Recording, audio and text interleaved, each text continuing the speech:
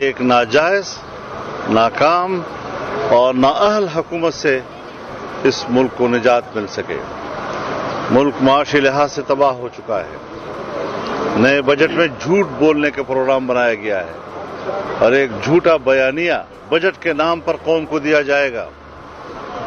پاکستان کی معیشت جمود کا شکار ہے اور آئندہ کئی سال تک بھی اگر یہ حکمران رہے تو جمود ہی کا شکار رہے گا. کورونا کی برکت سے کچھ پیسے ملے ہیں ان کو, جس پر یہ لوگ اترا رہے ہیں کہ ہماری معیشت بہتر ہو گئی ہے.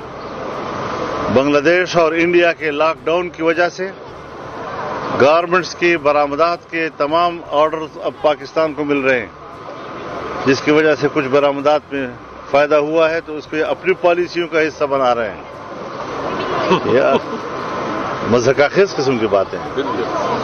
تو اس طریقے سے اگر اس ملک کو, اور پھر آپ دیکھیں کہ اسٹیبلشمنٹ کو ابھی تک عقل نہیں آ رہی.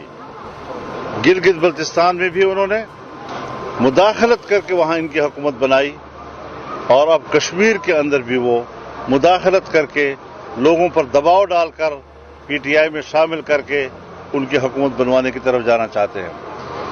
پھر کیا ہم کس سے توقع رکھیں کہ کون ملک کو بچائے گا؟ ہمیں اسٹیبلشمنٹ کہتی ہے ہم تو ہماری ہی برکت سے ملک بچا ہوا ہے, لیکن ہم کہتے ہیں کہ ملک کو جتنی بھی مشکلات درپیش ہیں اور ملک جن جن عوامل کی وجہ سے کمزوریوں کی طرف جا رہا ہے وہ بھی تو آپ کی برکتوں کی طرف سے جا رہا ہے. تو اس حوالے سے ملک کی سلامتی پر کوئی کمپرومائز نہیں ہے. عوام کی فلاح و بہبود کے حوالے سے کسی قسم کا کوئی کمپرومائز نہیں ہے.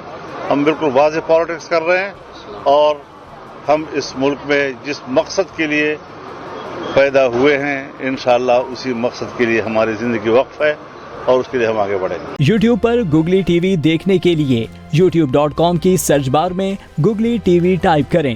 گوگلی ٹی وی کے پیج پر سرخ رنگ کے سبسکرپشن والے بٹن پر کلک کرنا نہ بھولیے. یوٹیوب پر اپلوڈ ہونے والی ویڈیو سے باخبر رہنے کے لیے بیل آئیکن پر کلک کیجیے. آپ کو ہر نئی آنے والی ویڈیو کے بارے میں نوٹیفیکیشن موصول ہو جائے گا.